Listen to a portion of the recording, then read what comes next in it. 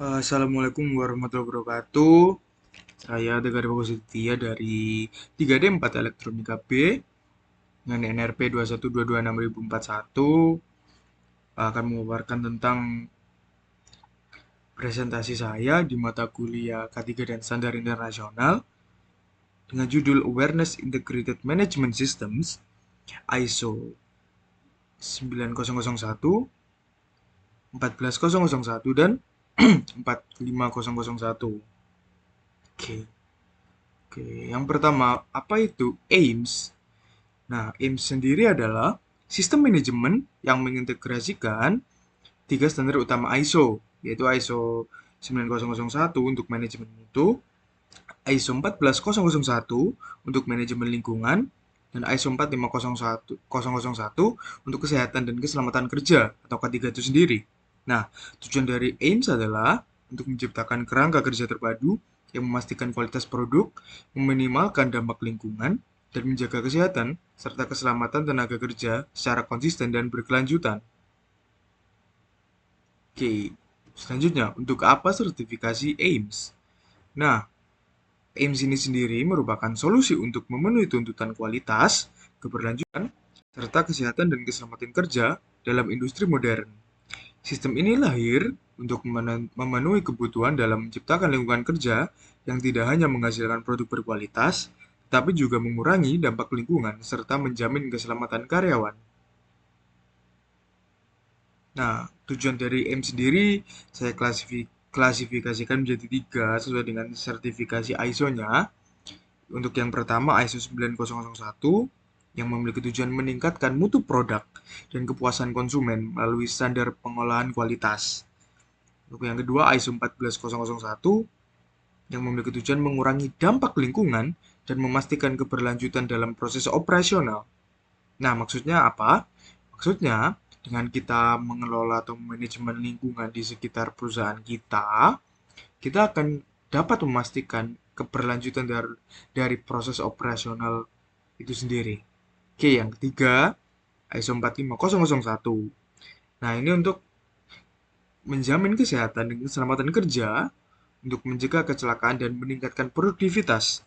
Karena ketika kecelakaan itu bisa diminimalisir, bahkan bisa dicegah, maka produktivitas akan cenderung naik.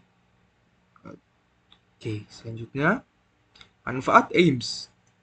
Saya tuliskan ada tiga. Yang pertama adalah meningkatkan efisiensi operasional karena adanya sistem manajemen tadi.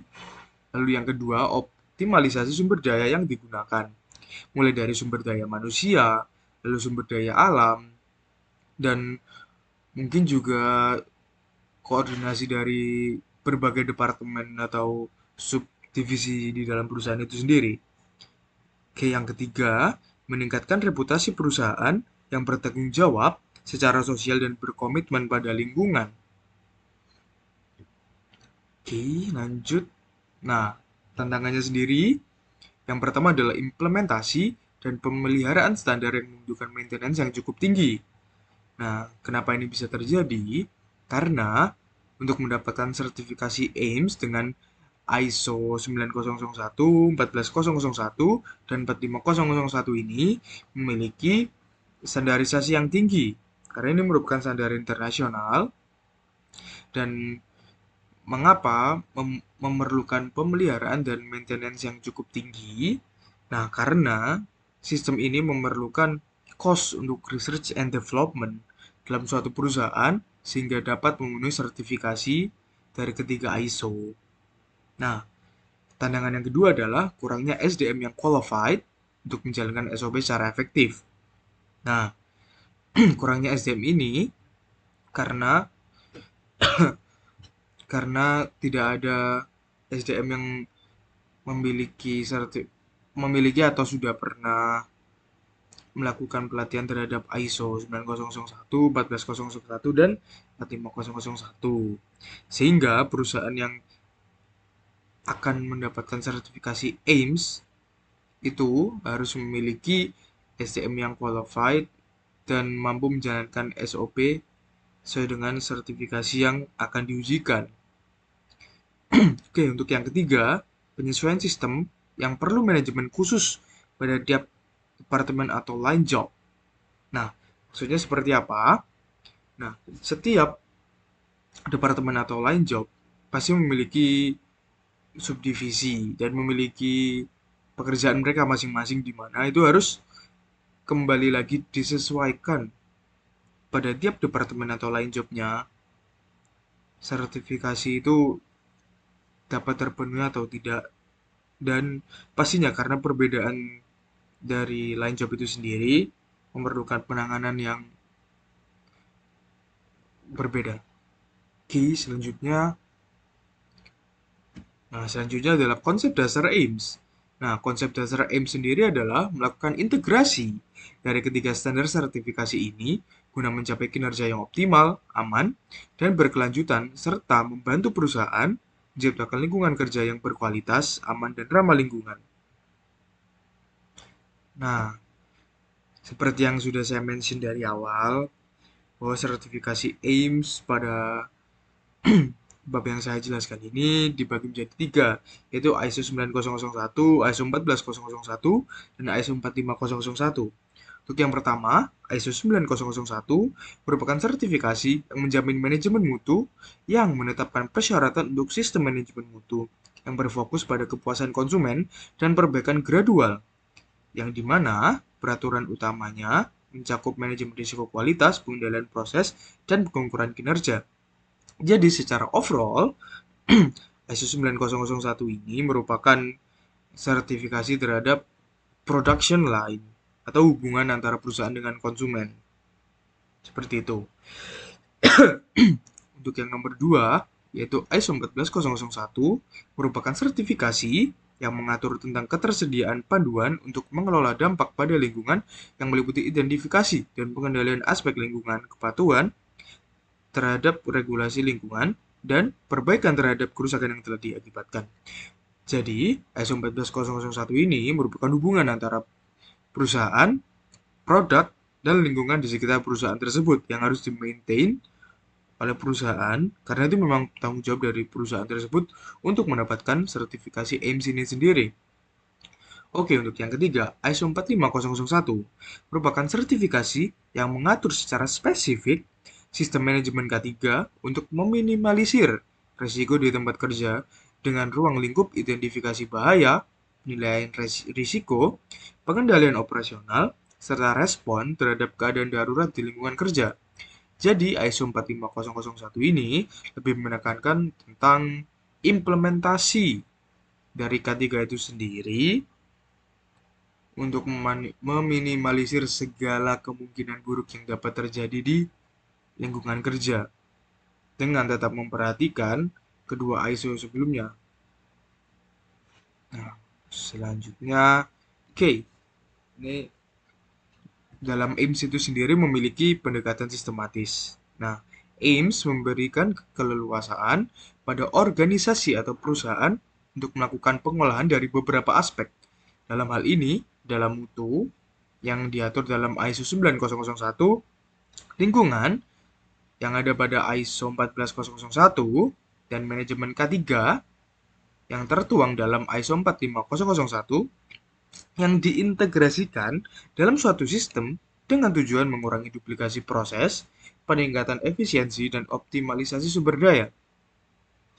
Nah, we have important note yang berisi walaupun AIMS memberikan keleluasaan pada pihak terkait dalam segi pengolahan, tetap ada standar tinggi yang harus dipenuhi seperti SOP yang jelas dan dijalankan oleh seluruh staf dan karyawan, disertai dengan sanksi yaitu pencabutan sertifikasi apabila ditemukan pelanggaran terhadap SOP yang berlaku. Oke, selanjutnya adalah prinsip terintegrasi, terdiri dari beberapa aspek utama penggabungan dari sertifikasi ISO dalam AIMS yang menghasilkan beberapa persyaratan krusial yang harus dipenuhi oleh suatu badan atau perusahaan. Ada tiga, yaitu continuous improvements, risk management, dan leadership and employee participate, yang akan saya jelaskan di slide selanjutnya. Nah, prinsip terintegrasi ini sendiri yang pertama adalah continuous improvements, di mana prinsip ini mengacu pada proses evaluasi dan peningkatan yang berkesinambungan dalam mutu lingkungan dan ketiga.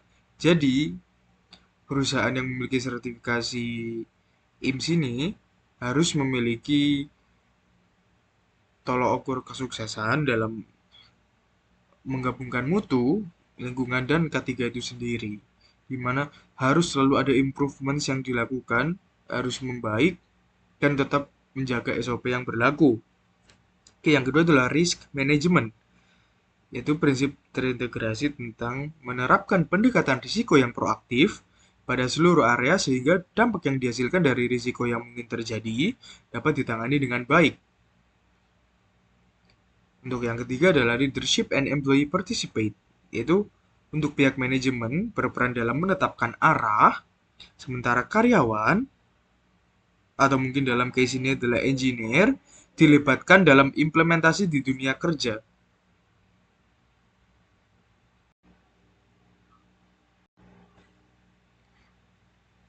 Oke, selanjutnya bagaimana efek jangka panjangnya?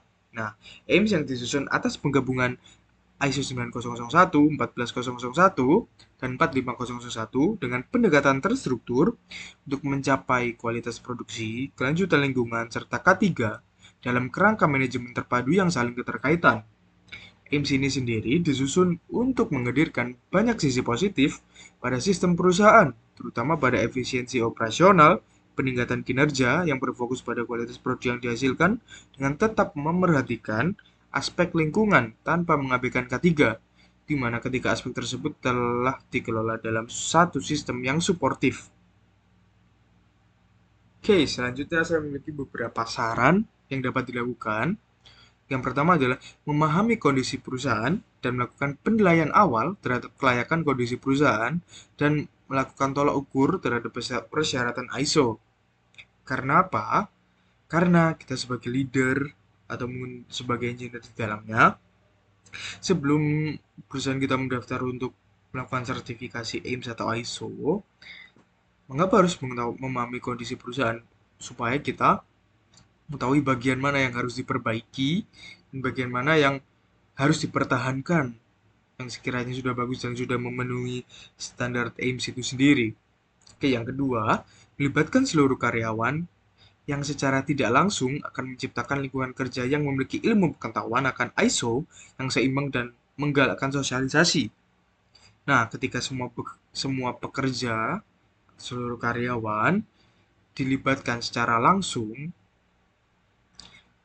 maka akan tercipta lingkungan kerja yang lebih berpengetahuan dan akan lebih mudah lagi penerapannya di dunia kerja.